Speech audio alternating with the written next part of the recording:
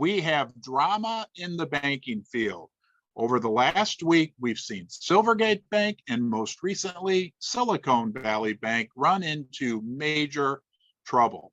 Is this a sign of more to come? Is this the first crack in the dam, the result of high interest rates from the Federal Reserve? I have a special guest today. I'd like to introduce you to Coin Shop Chris.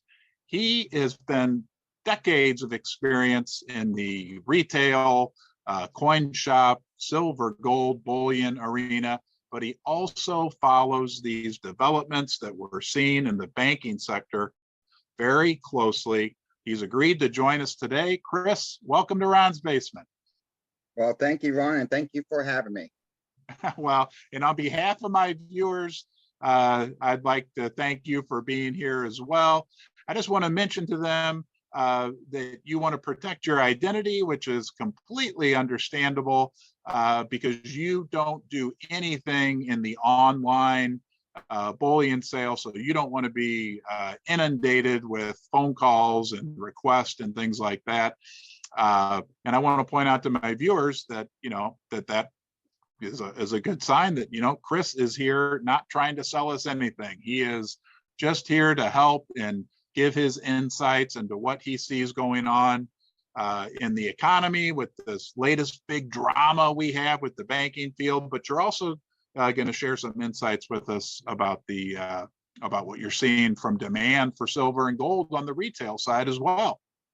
That would be right, Ron. Where would you like to begin? Why don't we start? Let's talk about what we're seeing in the banking sector. There's a lot of excitement, I guess we'll call it right now, surrounding these bank failures. Do you have any thoughts in that area, Chris? Well, this could be something big.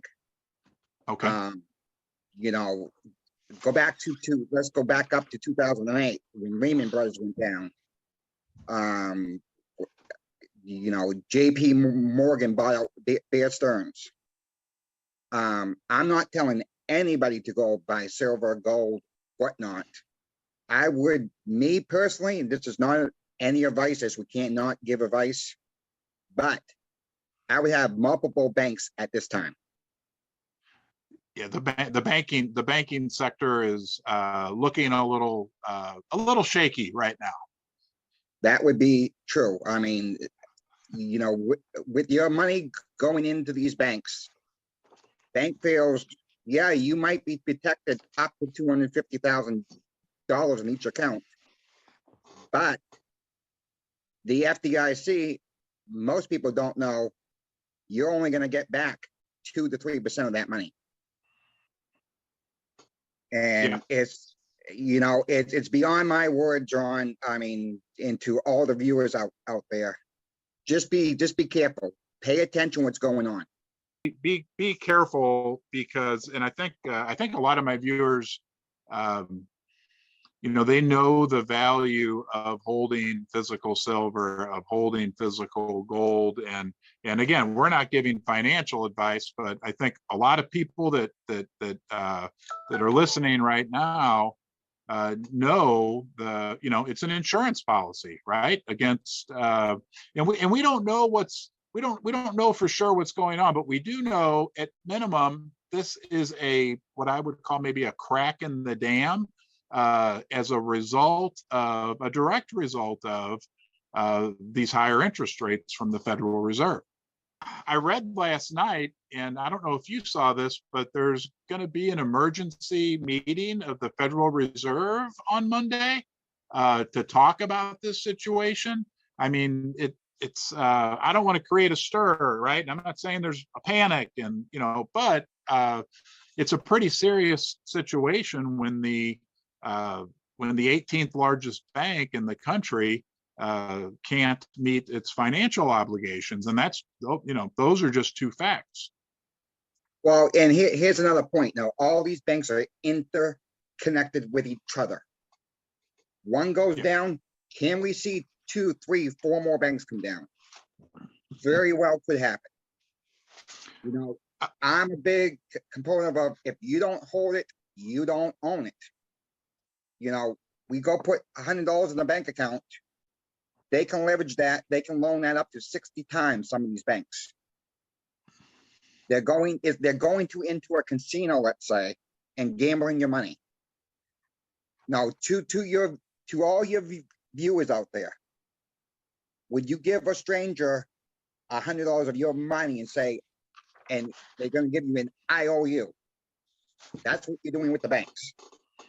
Yeah, and you bring up a great point, Chris, and I think it's important to point out that with and I read this last night. I mean, this is, and I want to emphasize, this is a developing situation. So we're doing our best, doing the best we can to give people accurate and up-to-date information. But from what I understand, this is so key to realize as well with the Silicon Valley Bank. The issue is with U.S. Treasuries because of the fact that interest rates have gone up so much, right? I mean, the Federal Reserve raised rates over the last year, not to record level highs, but the pace at which they raised the rates, that was a record.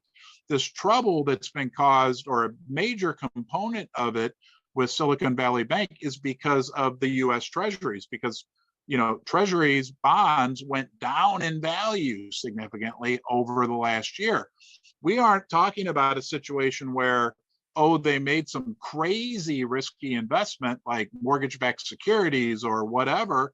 It's what I think is really frightening to a certain degree about this is the fact that a big part of the problem, as I understand it, and viewers can correct me if I'm wrong, has to do with the fact that some of their book of U.S. Treasuries went down. And I promise you, Chris, I'm going to zip my lips here in a second. But that's just a big key thing. Well, Ron, you don't have to zip your lips. I think most people enjoy you rather over my voice. So, but take an example. Look at a 30-year bond. That's paying less than a 2-year bond. There's something wrong. Right. Why would you want to lock up your money and a 30-year bond, let's say whatever the rate is, but it's less than the 2-year. And on top of that, they're still paying you less than the rate of inflation. Yeah. So even a traditional high yield savings account paying somewhere in the neighborhood around 5%. Inflation that the federal government wants to say it's 8.6, 8.2, whatever it is. We all know when we go to the grocery store what the price is on things. They have gone up 15, 16, 50%, anywhere in between. We know it's a lot higher than 8.2, 8.3, whatever they're calling it now. Yeah. And I tell people when I work, when they come in the coin shop, look what's going on. Yeah. Look what your dollar is getting you. Yeah. Go back 20, let's go back 20 years. What could you buy for $1?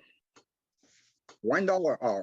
To all your viewers, $1. What can you buy for $1 today? You can't even go to the Dollar Tree anymore. Right. 25% inflation.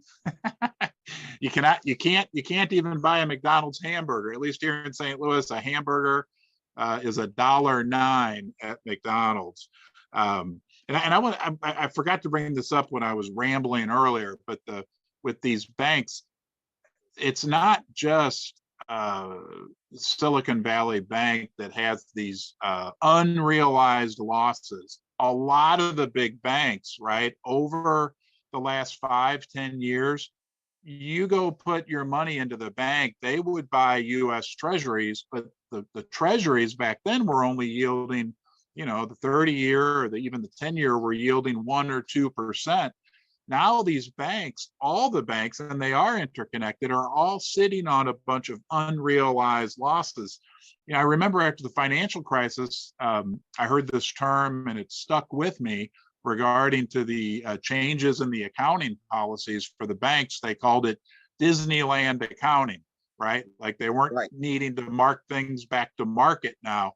So, and again, this is pure speculation, but from what I understand, there's a lot of banks out there that are sitting on some pretty major unrealized losses, which brings us back to silver and gold, right? They've always been money. They've always held their value. Are you seeing, are you hearing? I know you talked to other coin shops in your area.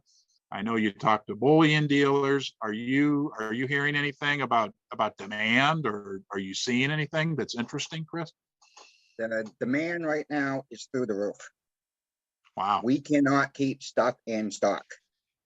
I have talked to other coin shops. I have talked to other bullion dealers.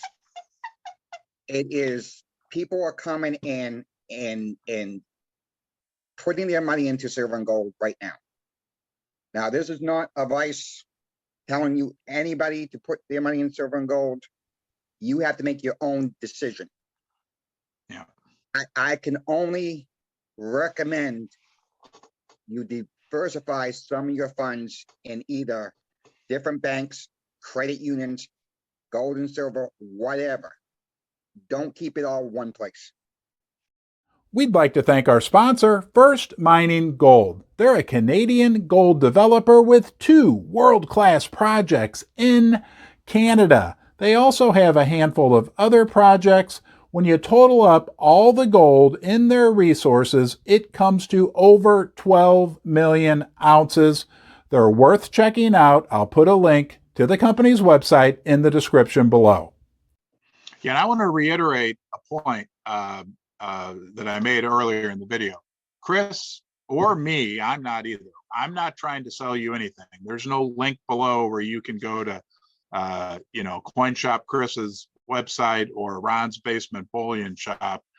We are just kind of sharing our views, and we're not offering financial advice, but just trying to give the viewers some value and what we're seeing and what our opinions may be right now. And that's correct. Don't do anything what we tell you, what we saying, don't use it as any financial advice. Yeah. It's crazy right now. Ron don't have a crystal ball. I sure don't have a crystal ball. Maybe the gold bear behind you, Ron, has a crystal ball. Maybe the gold pair has 2 crystal balls. We never know, right? That's right. What was so fun? What was so funny about that, Chris? I want to point out one more thing that I saw on Twitter last night, and this is from a guy who tracks a lot of the. I believe he also tracks the COMEX and the LBMA numbers. It's Michael #SilverSqueeze.